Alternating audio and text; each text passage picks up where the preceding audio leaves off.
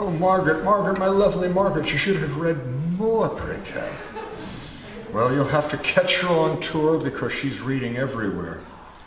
Before we bring the fishes, I just want to bring up one of our poet laureates. I haven't seen this prodigal son in a while. It gives me great pride and great thrill. This guy's showbiz to the gums. I can just imagine him in a class teaching. Gives me great pleasure. Peter Ullian, Beacon Poet Laureate.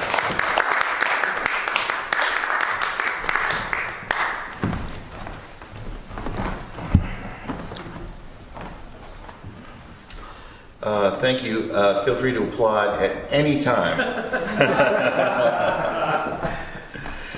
So this first poem is, I'm going to read. Thank you. I feel better already. So I've got three newish poems. This first one is told from the point of view of a Tyrannosaurus Rex. It's called Greetings from the Tyrant Lizard King. Yes, it is I, the Tyrant Lizard, the king of all tyrant lizards, the Tyrant Lizard King. Gaze upon my tyrannical lizard kingliness, my massive jaws, my 60 serrated teeth. Hear my throaty roar as it echoes across the Cretaceous forests and swamps. I am the master of the Maastrichtian kingdom of Laramidia, more or less where you would find Laramie, Wyoming today in your much less interesting epoch of Holocene. All tyrants after me have emulated my magnificent fearsomeness. Think of any tyrant in history or in your own time, and you will see me reflected in their style and substance. My 3-foot wide feet and 12-foot stride mirrored in their jack-booted goose step. My 5-foot long skull mirrored in their rolling tanks and caissons. My wanton destructiveness mirrored in their weapons of mass destruction. And yet, like me, they too struggle with the sneaking shame of inadequacy.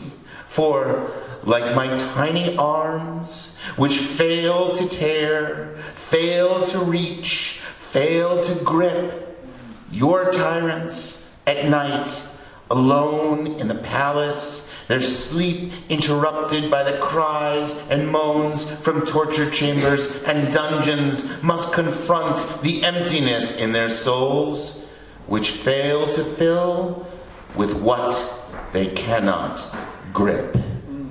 Thank you. Thank you. So this next one is a mashup of a dream I had, mashed up with Raymond Chandler and Allen Ginsberg. That's a mashup. Yeah. It's called American Mean Streets. I'm walking through the sorry, let's start that over again. You can applaud now. I'm walking through the twisty turns of Tin Pan Alley.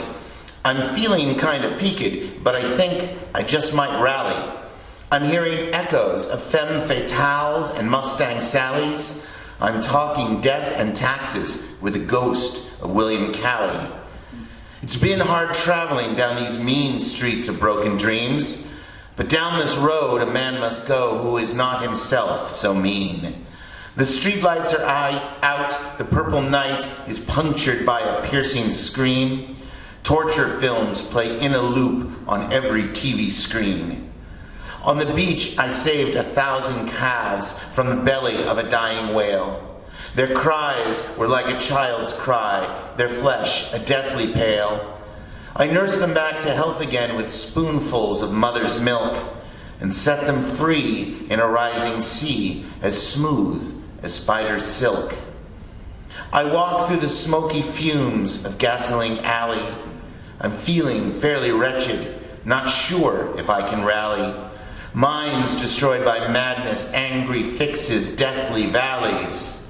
Have another cigarette, says the ghost of William Calley.